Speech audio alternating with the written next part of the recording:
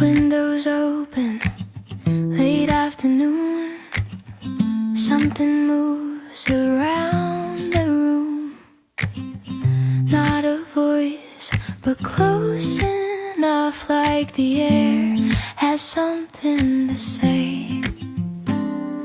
It turns your hand toward your phone, says don't leave those words alone.